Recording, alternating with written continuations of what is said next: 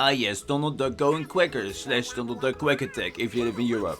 Released in 2000 by Disney Ubisoft and released for multiple variants of platforms, such as the inferior version for the PlayStation 2 and GameCube, and the other inferior version for the Game Boy, what the Anyhow, the game had multiple ports, also for the Dreamcast and Nintendo 64 as well as the PC. This had the superior version, the superior build, and follows the titular character Donald rescuing Daisy from the evil wizard Murloc.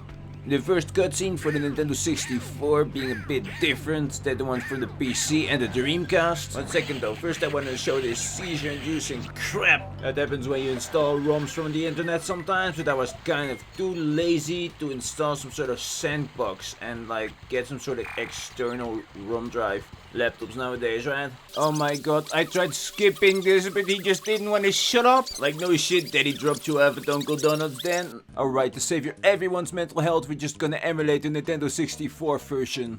We can't even play the PC port with the Windows we use, because I guess Windows 95 was just superior, guys. I remember as a 6-year-old playing this game, one of the very first games I ever played, so it has a special place in my heart. Also, I have no idea why that little scroll happens. It looks more like a Dreamcast design. Even though this is the Nintendo 64 version, it's the same fun as the Dreamcast, really.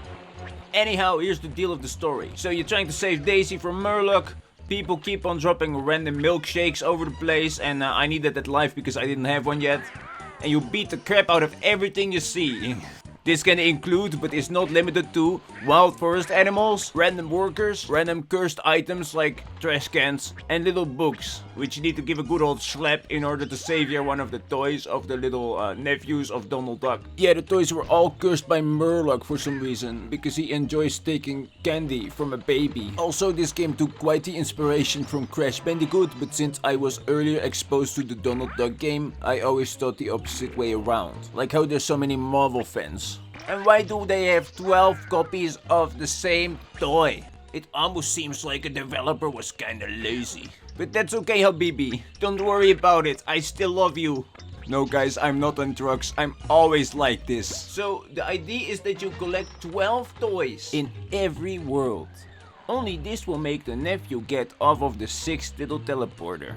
Also, you collect 4 pieces of the boss teleporter. After killing that one, you usually unlock the next location.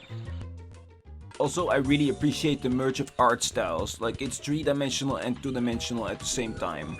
Some levels in 2D, others in 3D, I can really appreciate that. Also, the art doesn't look bad, and I personally think it's too polished on the PS2 as well as the GameCube. But this specific build used to terrify me as a kid. Like, it was that bad that I got nightmares from it, so my mom threw the game away. Yeah, I'm pretty sure that happened like a few times, and for €3, why not, right? There was also a build for the PlayStation Portable and PlayStation 1, which was the same, which I would give like a 7 out of 10. So, after we get all them toys and our little nephew pisses off, universally in every world, we get met with one of the most terrifying things I've ever seen as a child. And I've seen a lot.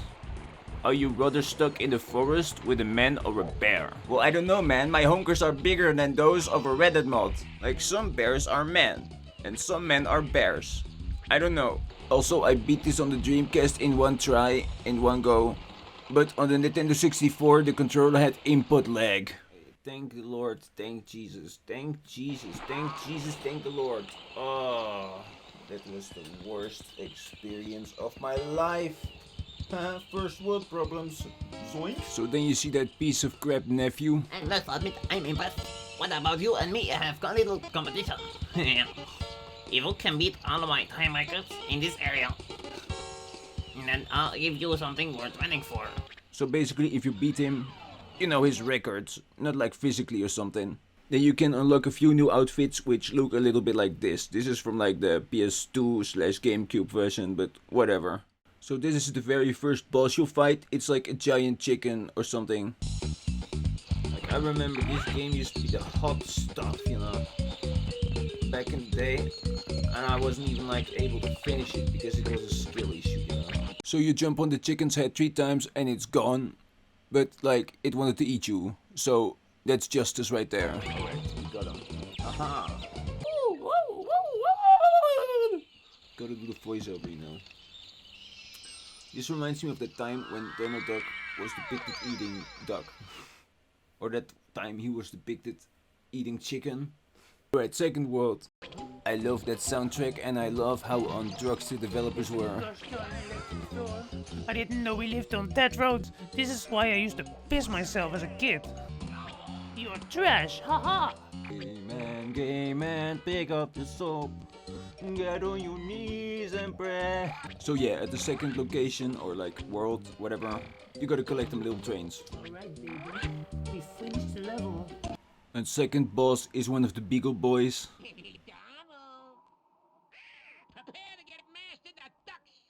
He be throwing firecrackers and stuff. We literally kick his ass, guys. Haha! So the third location is basically a haunted house. I hated this one the most as a kid because it had these like spiders from the ceiling and these snakes. Terrifying. And you collect these laser guns. Please Donald, use them. Also you have these enemies who look like Frankenstein. It's basically me. But then we fight Magica the Spell, who summons her minions, little pumpkins, very cute. Then we get treated to some spells, and we gotta jump on a few coffins, only one being a safe space. Only one being a safe space where a bomb appears that we kick against the fence until we kick one against Magica.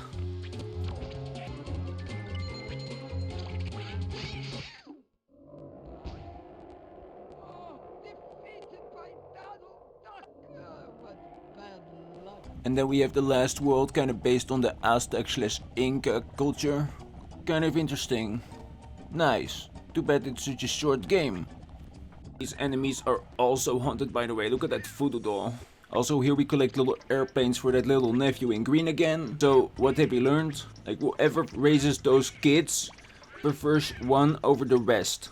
That or Louis is kind of dumb and gets himself used by his little brothers to just stand there on that little teleporter 24/7 till Donald gets the toys again. Then we have the final boss. Also I got myself a nice little skin. This is basically where you run around, smack a few letters and then use a cannon. I love how Murloc has that in his lair, but he decides to use his medallion instead of like using that gun to shoot down Donald before he could ever like move.